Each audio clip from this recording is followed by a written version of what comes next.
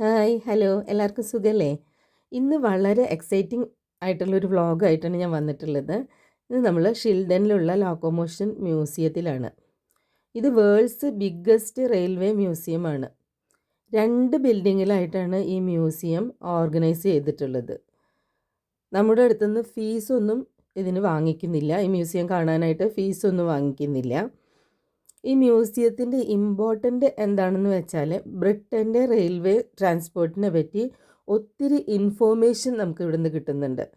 ഓരോ ട്രെയിനിനെ പറ്റിയും സ്ക്രീനിൽ കാണാൻ പറ്റും വിശദ വിവരങ്ങളോടെ. എന്തൊക്കെ ട്രെയിൻസ് ഇവിടെ ഉണ്ടെന്നും അത് ഏത് പർപ്പസിനൊക്കെയാണ് അക്കാലങ്ങളിൽ ഉപയോഗിച്ചിരുന്നതെന്നും മറ്റും ഇമേജ് അടക്കം അവിടെ ഡിസ്പ്ലേ ചെയ്തിട്ടുണ്ട്. ഓരോന്നായിട്ട് എക്സ്പ്ലെയിൻ ചെയ്തു പോയാൽ വീഡിയോ നീളും. അത്രയും സമയം ഞങ്ങളവിടെ സ്പെൻഡ് ചെയ്തിട്ടുണ്ട്. ബ്രിട്ടീഷുകാരാണല്ലോ ഇന്ത്യയിലും റെയിൽവേ ട്രാൻസ്പോർട്ടേഷൻ തുടങ്ങി വെച്ചത്. 1700 മുതലാണ് റെയിൽവേ സിസ്റ്റം സ്റ്റാർട്ട് ചെയ്തതെന്നാണ് ഞാൻ മനസ്സിലാക്കിയിട്ടുള്ളത്. ഇവിടെയുള്ള എല്ലാ ട്രെയിൻസും ഒറിജിനൽ പീസസ് ആണ്.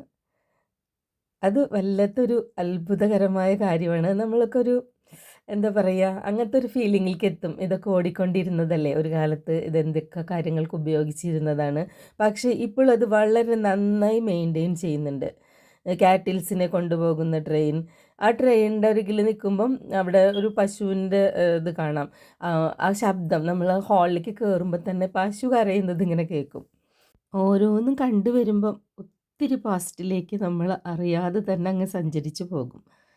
അത്രയും നന്നായിട്ടാണ് അവിടെ ചെയ്തു വെച്ചിരിക്കുന്നത്. അതുപോലെ തന്നെ ഈ ഹാളിൽ ഒറ്റ ലെങ്ത്തിൽ ഒരു ട്രെയിനല്ല, ഒത്തിരി ട്രെയിൻസിൻ്റെ പാർട്സുകളാണ്, അതായത് എൻജിൻസാണ് ഓരോന്നിനും ഉപയോഗിച്ചിരുന്ന ആ ഭാഗങ്ങൾ, ബോഗികൾ, അങ്ങനെയൊക്കെയാണ് ഈ ഹാളിൽ സെറ്റ് ചെയ്തിട്ടുള്ളത്. അതുപോലെ തന്നെ റെയിൽ ഇൻസ്പെക്ഷന് വേണ്ടി ചെയ്യുന്ന ഒരു ട്രെയിനുണ്ട്. അതായത് റൂട്ട്, പാളം ക്ലിയർ ആണോ എന്നൊക്കെ ചെക്ക് ചെയ്യുന്ന അതിനുപയോഗിക്കുന്ന ഒരു ട്രെയിൻ. പിന്നെ റെയിൽവേ യാർഡ്സിലത്തെ മരം മുറിക്കാനും അതുപോലെ പാറക്കല്ലുകൾ അതൊക്കെ വെട്ടിമാറ്റാനും കൊണ്ടുപോകാനും അങ്ങോട്ടും ഇങ്ങോട്ടും കൊണ്ടുപോകാനും അത്തരത്തിലുള്ള ട്രെയിൻ, പാസഞ്ചേഴ്സിൻ്റെ ട്രെയിൻ. സെക്കൻഡ് ബിൽഡിങ്ങിൻ്റെ എൻട്രൻസിൽ തന്നെ ഒത്തിരി എക്സിബിഷൻസാണ്. ഇത് ബ്രിട്ടനിലെ മൊത്തം റെയിൽവേ ട്രാൻസ്പോർട്ടേഷൻ്റെ ഓരോ ചെറിയ രൂപങ്ങൾ, അതത്രയും കൃത്യമായിട്ട് കുഞ്ഞു റെയിൽപ്പാളത്തിലൂടെ ട്രെയിൻ ഓടുന്നതാണ് ഇപ്പോൾ ഈ കാണുന്നത്. ഇതിങ്ങനെ ഒന്നല്ല, ഒത്തിരി കൗണ്ടർ സെറ്റ് ചെയ്തിട്ടുണ്ട്. ഇങ്ങനെയൊക്കെ പല പല വിധത്തിലുള്ള ബ്രിഡ്ജിനടിയിലൂടെ പോകുന്നതും തുരങ്കത്തിലൂടെ പോകുന്നതും, അങ്ങനെ ഒത്തിരി ഓരോ സ്ഥലത്തും എങ്ങനെയൊക്കെ എത്ര റെയിൽവേ സ്റ്റേഷൻ ഉണ്ട് അത് മൊത്തം അവിടെ ഡെമോ ചെയ്ത് വെച്ചിട്ടുണ്ട്. നല്ല ഭംഗിയുണ്ട് കാണാൻ. പിന്നെ ഇതിൻ്റെയൊക്കെ സെയിലും ഉണ്ട് കേട്ടോ. കുട്ടികൾക്ക് കളിക്കാനൊക്കെ പറ്റുന്ന ട്രെയിനുകൾ, റെയിൽസ്, അങ്ങനത്തെയൊക്കെ സെയിൽ കൗണ്ടറുകളും ഇതിൻ്റെ തൊട്ടടുത്തായിട്ടുണ്ട്.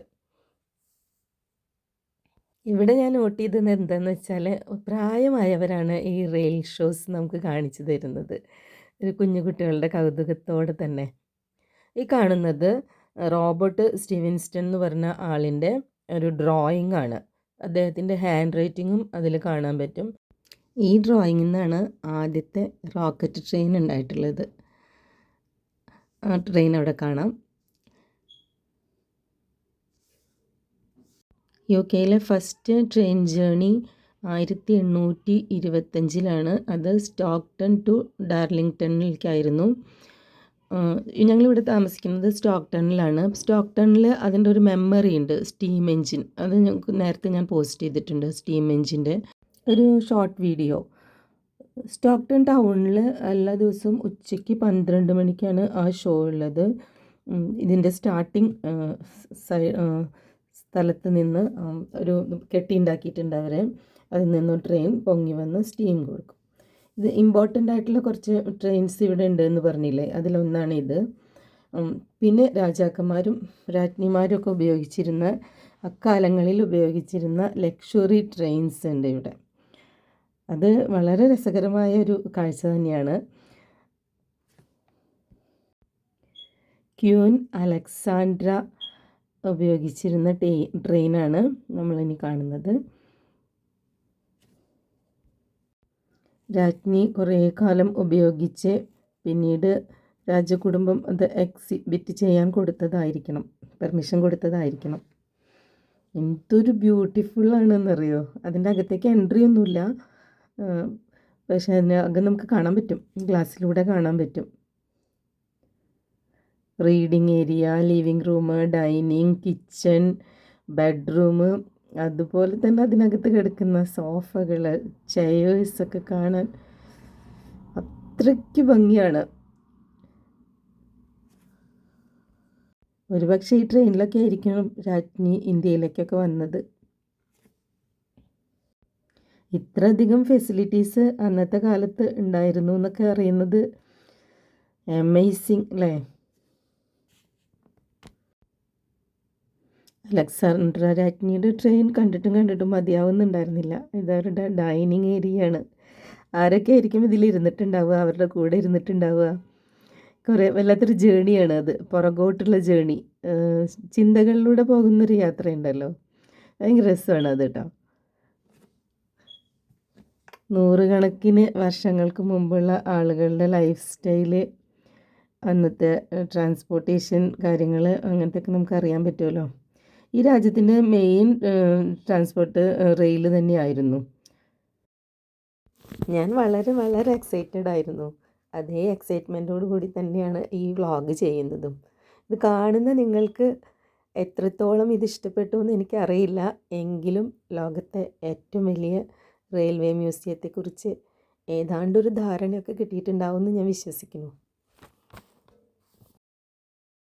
2004 പ്രൈം മിനിസ്റ്റർ ടോണി ബ്ലെയറാണ് ഇത് ഉദ്ഘാടനം ചെയ്തതെന്നാണ് ഞാൻ ഗൂഗിൾ ചെയ്തപ്പോൾ കണ്ടത്.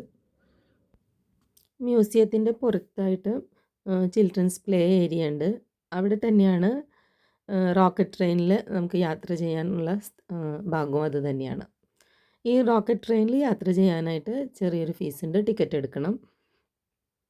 ഈ സ്റ്റീമും പുകയും ഒക്കെ നമ്മുടെ മുഖത്ത്, ഫേസിൽ തട്ടാനുള്ള സാധ്യത ഉണ്ടെന്ന് അവർ പറഞ്ഞിരുന്നു. ഞങ്ങൾ ഏറ്റവും ബാക്കിലത്തെ ബോഗിയിലായിരുന്നതുകൊണ്ട് അതൊന്നും ഉണ്ടായില്ല. ശരിക്കും ഇത് വണ്ടർഫുൾ ഒരു ട്രിപ്പ് തന്നെയായിരുന്നു കേട്ടോ. വളരെ കുറച്ച് സമയമേ ഉള്ളൂ എങ്കിലും. പിന്നെ ഇതിനകത്തൊരു വർക്ക്ഷോപ്പ് ഉണ്ട്, ട്രെയിനൊക്കെ അതിൻ്റെ ഇതൊക്കെ കേട് വരുമ്പം റിപ്പയർ ചെയ്യാനുള്ളത്.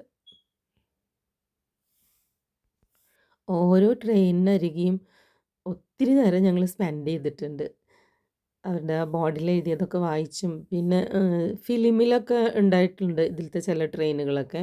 അപ്പോൾ അതിൻ്റെ ആ ഭാഗങ്ങൾ അവർ മൂവി ആയിട്ട് സ്ക്രീനിൽ കാണിക്കുന്നുണ്ട്.